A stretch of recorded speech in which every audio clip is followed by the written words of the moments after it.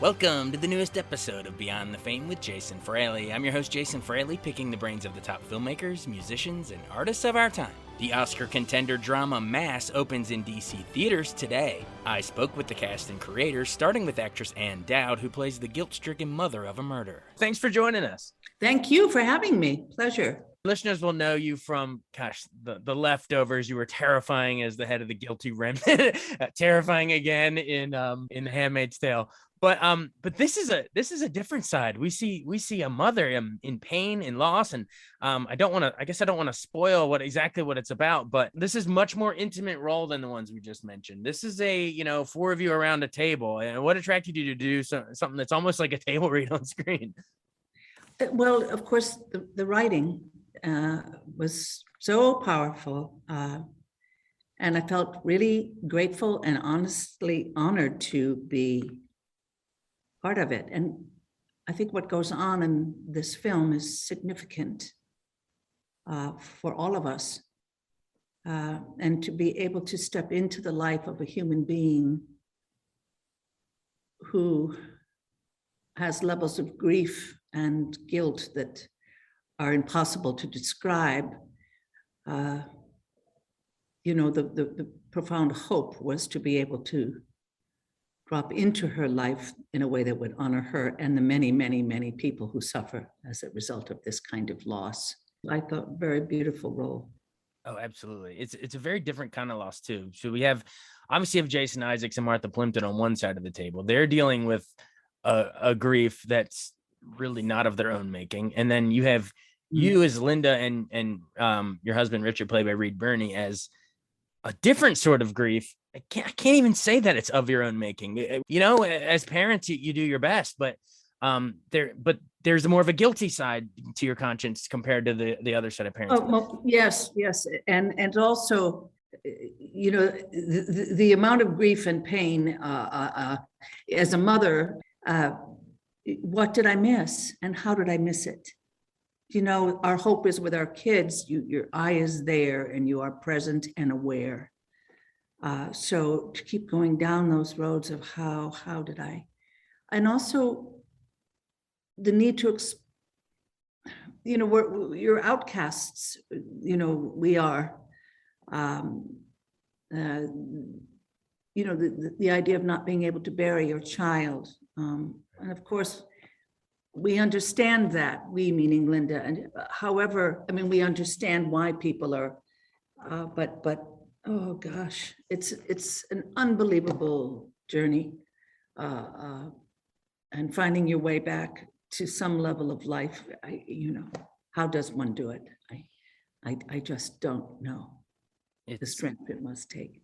It's so powerful. And yeah, I don't know how anyone comes back. If you're lucky, you come back as a shell of your former self, but you're probably broken forever after that point. But yes, and I think Linda's strength, if you will, is the awareness that, is the idea that all defenses just, there's no point to any of that. Just put it all down and take one step at a time.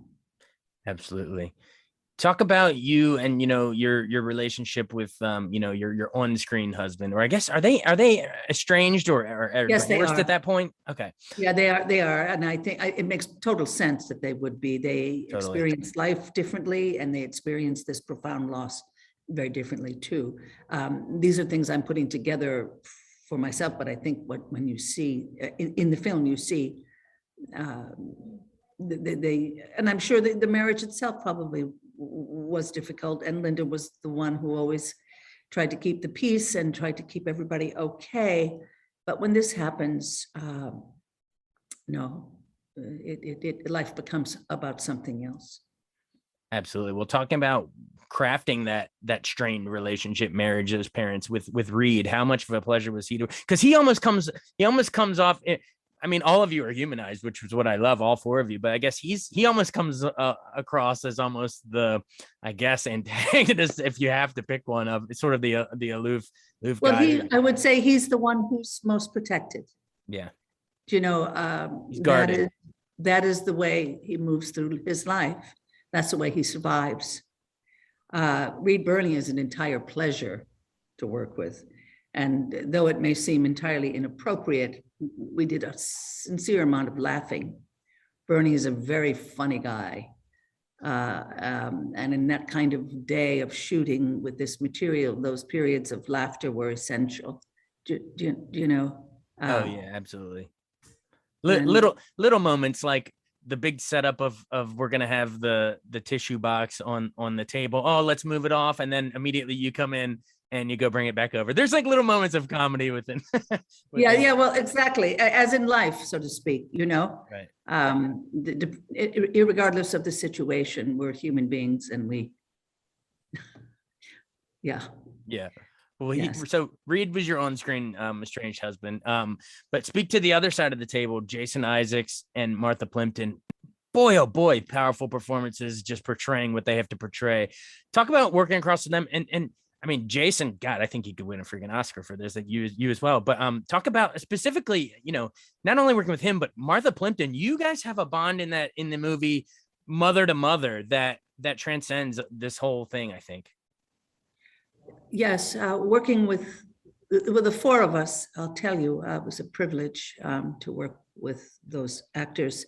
And we were all very close, even though we didn't know each other until we started. There was a level of trust that happened very, very quickly. We all come from different places, these characters, and the same with these actors. We don't approach things the same way, but being able to find a way to work together, which happened naturally, was a fantastic, absolutely fantastic, and just an extraordinary experience. Awesome. Well, I know they gave me strict orders to cycle you guys through pretty quickly, so I could talk to you forever. But I will say it was such a powerful movie, and I know little movies like this can sometimes get lost in the shuffle. But I'm going to really, really push for this one because I think you all should be there for Oscar season. Thank you very much. All Have right. a wonderful day. And You too. Good luck with everything and your family as well. Oh, thank you so much. You too. Bye-bye. I next spoke with actor Jason Isaacs, who grieves the death of his son. Hey, Jason. Hi, man. Hey, nice to talk to you from one Jason to another. Exactly. What do you get shortened to? What does your name get shortened to? Sometimes Jace, or my last name's Fraley, so a lot of times they'll say Jay Frey. Right. I'm Jace to my friends, and then people who meet me and want to be familiar call me Jay, and I feel bad correcting them. That's just not the thing I've spent my life being called, and it freaks me out. Yeah, Jay's its own standalone name. I know other Jays, and we're not Jay. I played Jay in this film, and it's like I know it is a whole different person. Yeah. Well, that maybe helped you separate it in your mind from your real. Yeah. There's much that separates him from me. Yeah. Well, I'll call you Jace then. So, hey, thanks so much for joining us, man. Mass is such a powerful movie. It is. I'm going to be rooting for you for an Oscar on this one. I think you crushed it. All four of you. It's an odd thing, it's very flattering when people say nice things about you as an actor, but I've been the same actor for 30 something years. I try and commit the same level of truth. The only times that I've ever had attention personally for me are the times when someone has written something utterly brilliant that somehow conveys the human condition in a 3D complex way and offers a sprig of hope as well for life being a better, that life can be better. And at those times, the actors get the attention that really should be given to the writers. So the flattery that's coming our way as performers, it's not that we don't like it, it's always very nice, but I hope that it leads to people watching the film, because the film has something incredibly powerful and useful and inspirational to offer everyone, as good stories always do, but particularly in these divided times. Oh yeah, absolutely. Well, talk about why. I mean, you sort of alluded to that you were attracted to the project because of the writing, but was there something special about wanting to do the role in terms of, you've done Harry Potter and The Patriot and big, you've nasty villains in those, but was there something attractive about doing something more stripped down? I mean, it's just the four of you around a table for the whole thing. It's almost like a table read come to life. Did you appreciate sort of the intimacy of that, of getting to just sit down and do some really good character work with four amazing actors? No. The short version. It wasn't that it was stripped down, and nor is it ever that there's lots of special effects and whiz bang things on screen. It's always the story. That I find it really easy to lapse into hate and blame, and then I look at the rise of the right around the world, and I see these strongmen, demagogues who are appealing to the worst instincts in human nature, which is to blame someone else for your trouble. And I find one of the hardest things to do in life is to wake up and feel grateful for all the things I've got, instead of angry for the things I haven't, and trying to find a scapegoat for the things that bother me. And this film seemed to address all those things. I mean, we live in divided times, increasingly divided times, and it brings a bunch of people into a room whose lives are massively compromised and paralyzed and crippled by baggage they carry, and they're carrying hate, and it poisons them. They're carrying, they've dug themselves these deep ditches, and they can't see out of them. And something happens in the room. Something human happens in the room, and it makes the rest of their life a little bit easier, some of them, in different ways. And that felt like one of the most important stories I've ever been lucky enough to tell. So it didn't really matter. It wasn't about the fact that I'll get to be with these amazing actors and we won't have to spend hours in the trailer that we're actually acting all day. It wasn't, it was just, it's why I became an actor. It's why I was drawn to stories in the first place, because they help us navigate our way through the world. Absolutely. To your point, I love what is not said in this movie. A lot of movies will come right out and tell you what it's about right away, but the way Fran Kranz sort of doles out the information. The way it's calibrated. Absolutely. That's part of it. It's a symphony. It's beautifully done, I think. Yeah, absolutely. There's so much told in between the words of, you glancing at Martha Plimpton as your wife, or Ann Dowd and Reed Birney glancing at each other, or the four of you. It's really the way in life. I mean, for anybody, listening to this, but we open our mouths and we say words, and do they ever truly express what we're thinking? I mean, are we not running through a million things that we're not saying when other people are speaking, and we're not either criticizing them or wishing they were saying something else? Or, particularly, in this film, my wife and I, Martha and I, we've got a bunch of rules we've made for ourselves for this encounter. We've got a plan. The plan goes to shit, of course, because that's why it's great drama. But in well-made stories, it's always that. It's always the things that you're not saying, or the things that you're trying to make the other person say, that and how that continually fails, that drives the story forward. Absolutely. How do you, your character has all of you have heavy lifting to do in this, but your character particularly, and Martha, you have how do you tap into that grief? Is there anything you pull from your own life? That is an unimaginable level of grief, to play a character who's lost their son in such a way. And then when you revisiting the scene and seeing the chalk outlines on it's, how do you even go there as an actor? What do you tap into? That is unimaginable. Well, it is not unimaginable. Everything is imaginable. That's what actors do. Mm-hmm. We imagine we're in love. We imagine we're in hate. We imagine the world is being invaded. We imagine we're dying.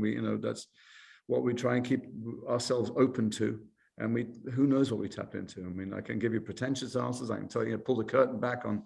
But the truth is that what you're helped by is a believable situation. And you imagine yourself into it, and then if you look at the other people and they seem completely to be who they're meant to be, and the room, it's not green screen. This is a room where these encounters really take place. People really did go in South Africa to the Truth and Reconciliation Commission and recount the worst things that anybody had ever done to anybody, and sit with the people who've done those things to their family. Right. These encounters between people who've lost people happen, and all of us, everybody is sometimes in a room with people that they really hate, or should be. And that's my job. It's all of our jobs to imagine things, and I've done it for 30 years, and it's incredibly cathartic. As much as going out and having a huge physical experience is an amazing thing, to come home at the end of the day and go, wow, I just jumped out of a plane. I've done that too. You come home and you go, I took myself somewhere that I hope I never have to go to, but I took myself somewhere, and that's the reason I do it.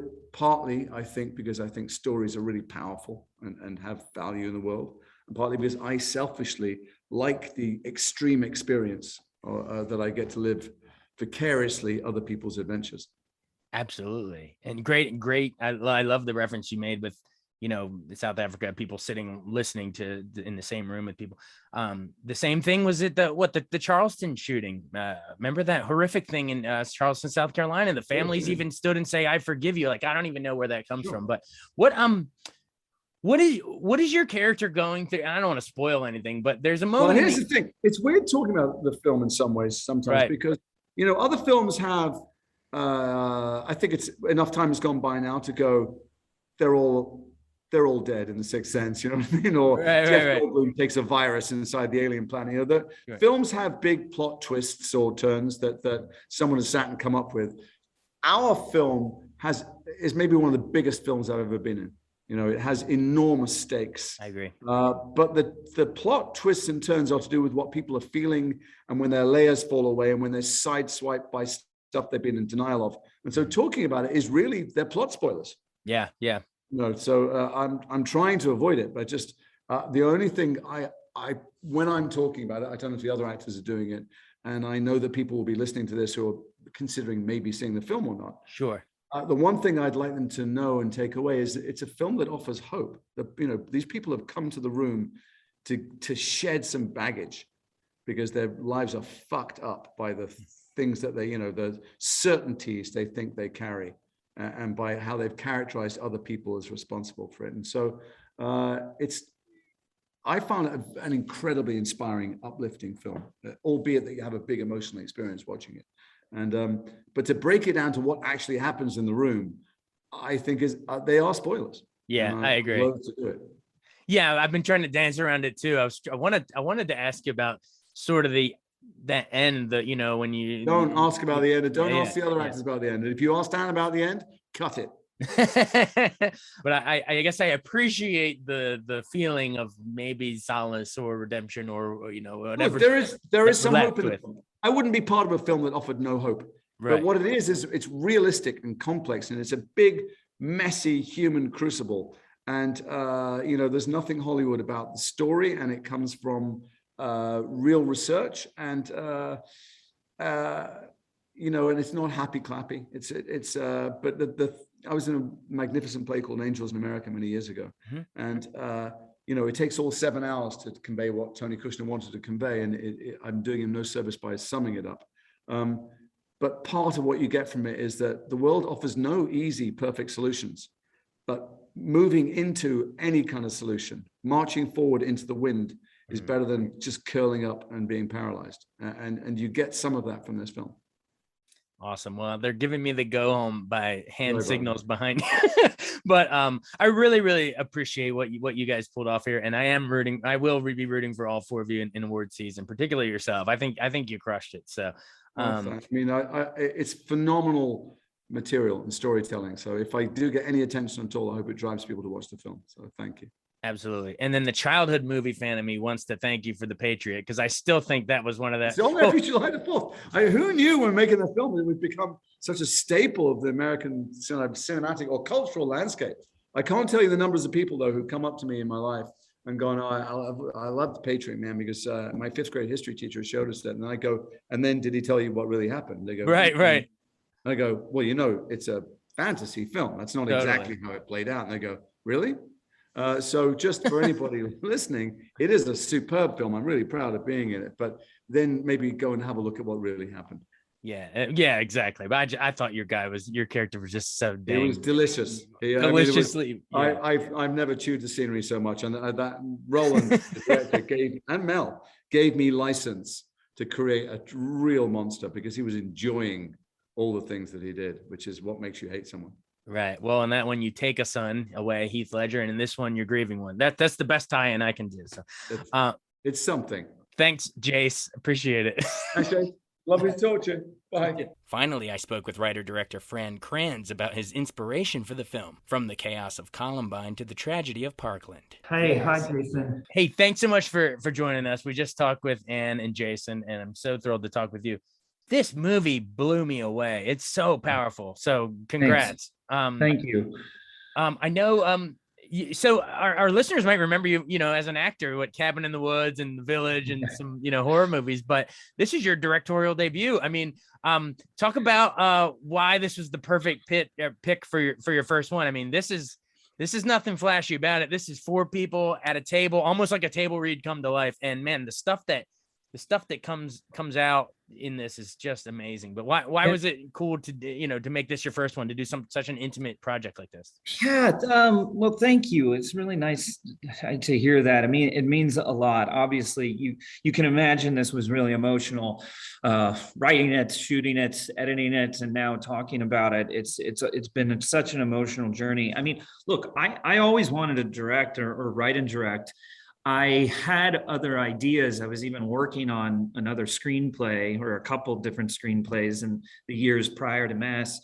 I just got overwhelmed by it. After the Parkland shooting, you know, I was a new parent, and I was listening to a parent on the radio, and I pulled over. I had to pull over, and I was driving in LA and just couldn't do anything. I got really overwhelmed, and I went straight onto Amazon and started buying books about mass shootings, trying to figure out honestly what the hell was going on in this country and why this kept happening. And I was scared because I now had a kid, and I just didn't know what to make of it. And I wanted to know, how do you move on? Or you don't move on, but how do you heal? How do you move forward? These were all things that really kind of these anxieties and fears that sort of started to take over my life. And so I became obsessive. I spent, 2 years reading nothing about it.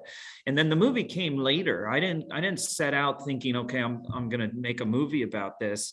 I read about these meetings and I thought, oh my God, how do people do this? What happens inside of those rooms? That was essentially what I felt like I needed to know. I needed to know how you heal, can you possibly forgive, and how do you move forward with your life? So that, once I read about those, I thought, this is something I want to write about. And so that's when the movie kind of crystallized in my head. Oh, absolutely. So that's interesting to hear you say that it was Parkland that sparked it for you. I mean, it's so tragically sad how many different ones it could have been. I mean, Newtown, I still can't get over Newtown.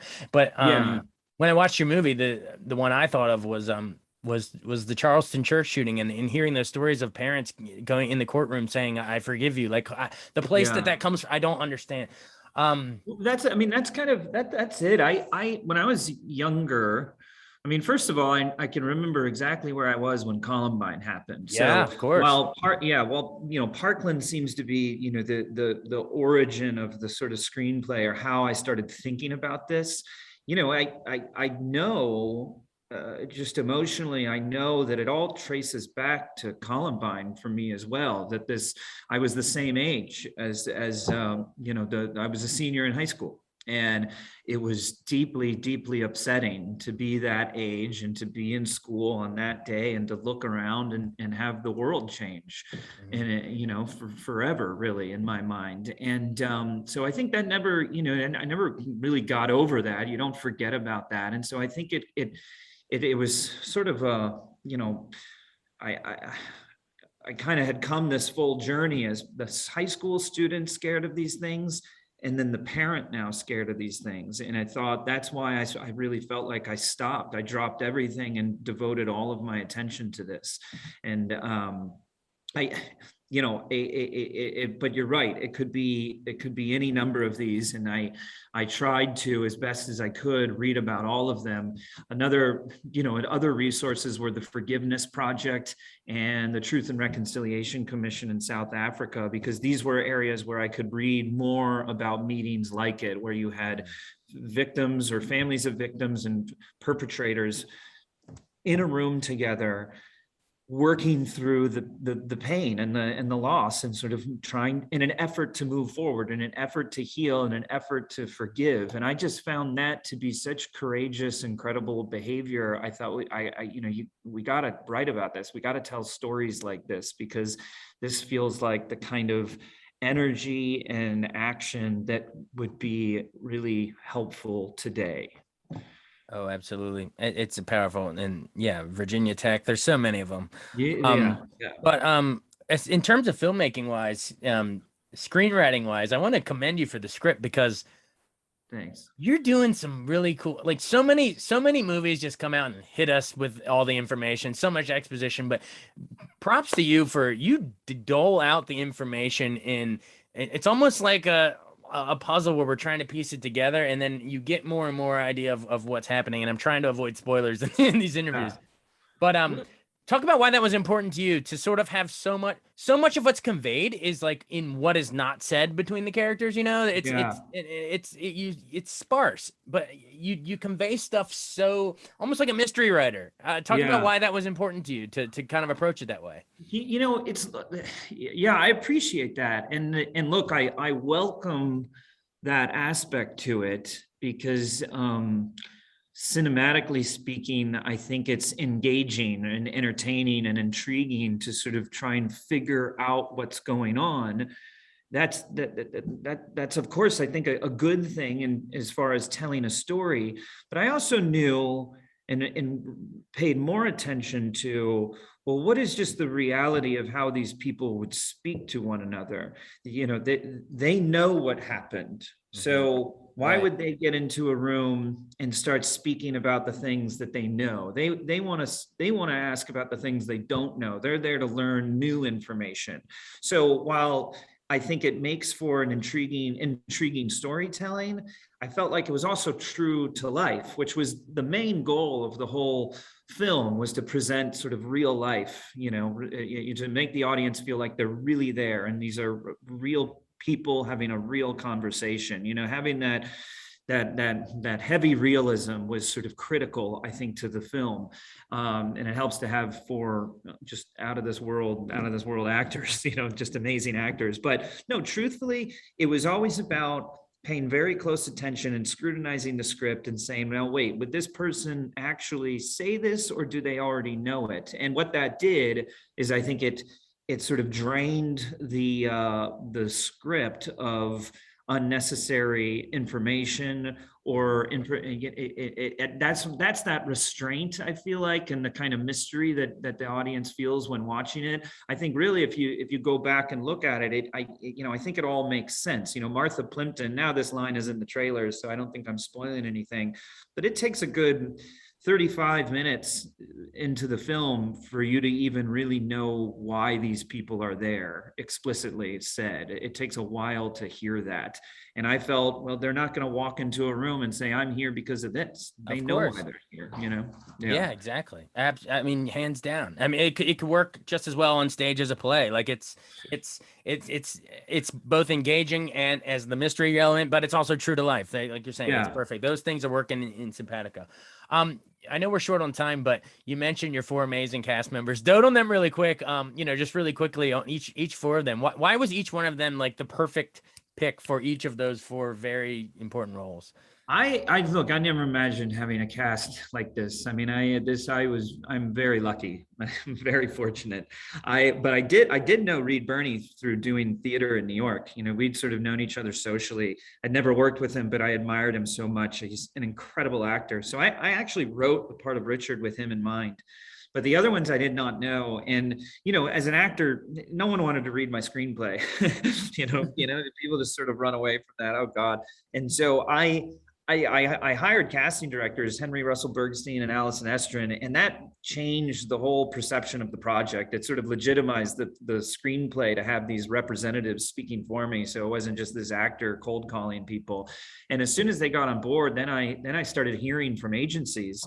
And I just couldn't believe the sort of the names that were interested. And, I sat down and met Jason Isaacs for coffee in Venice and Los Angeles. I Zoomed with Martha, and Anne came on board last. And it's sort of an embarrassment of riches. And there's something I knew kind of going into it that, look, I really, these 4 actors are better than I am. And so it wasn't about telling them how to do things. It was about making sure all 5 of us knew exactly how to get from point A to point B, and what these characters knew and what they didn't know. And so I invited them to be kind of co-authors in the final stage of the screenwriting, because I wanted to make sure that journey was effortless, so to speak, so they could get to these emotional places.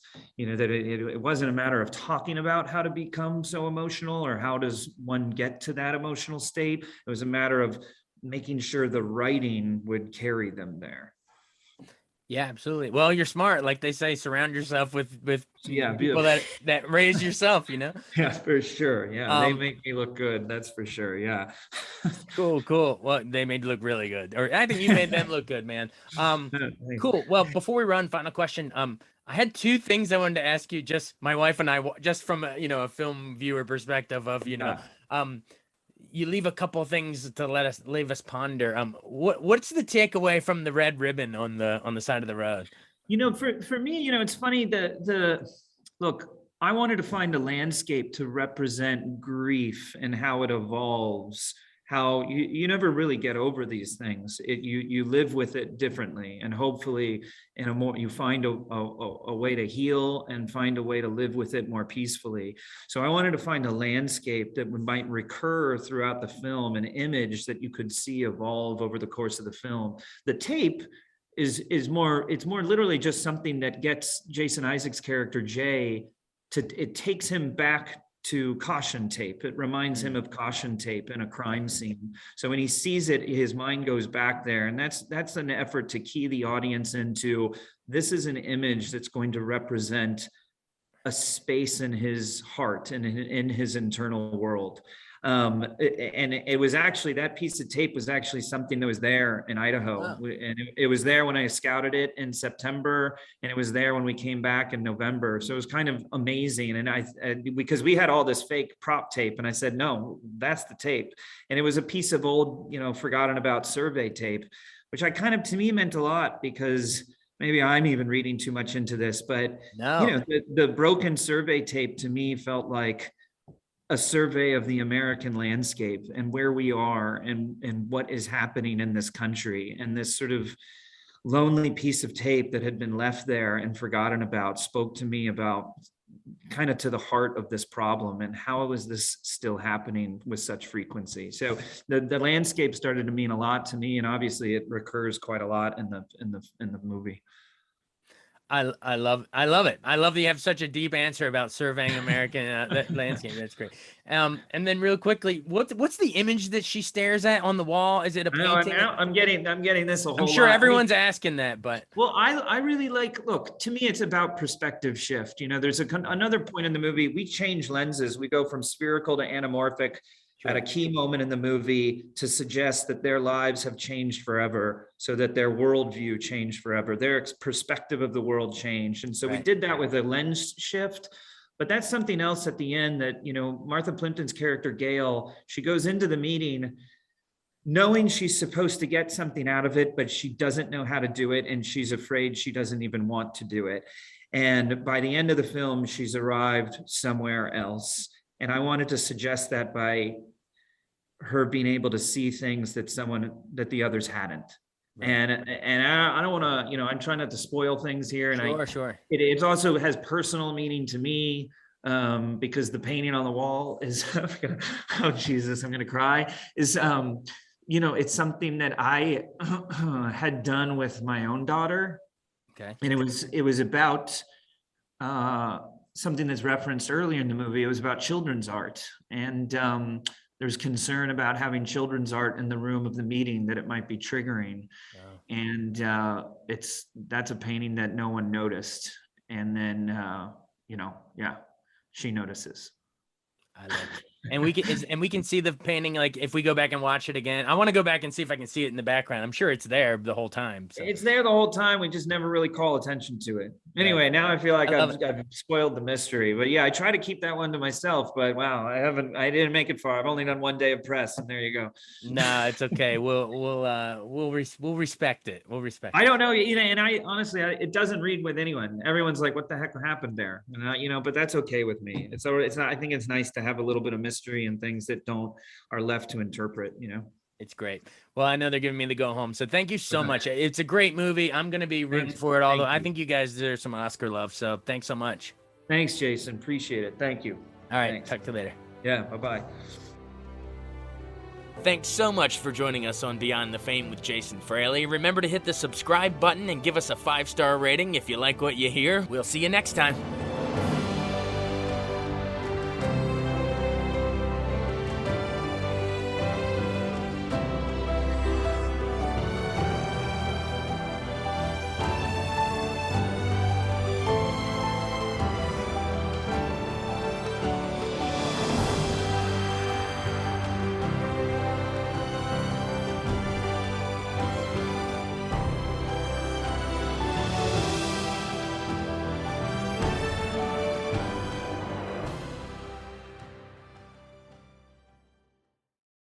I wanted to take a second to tell you about an app I really enjoy. Living in the D.C. area is great, and Podcast D.C. gathers all of the local shows that I like all in one local app. Health, sports, local news, politics, and so much more. Podcast D.C. is the new local app with hundreds of D.C. area podcasts to choose from. I can earn exciting rewards just for listening and share the podcasts I love instantly. Available in the App Store or in Google Play, listen local with Podcast D.C.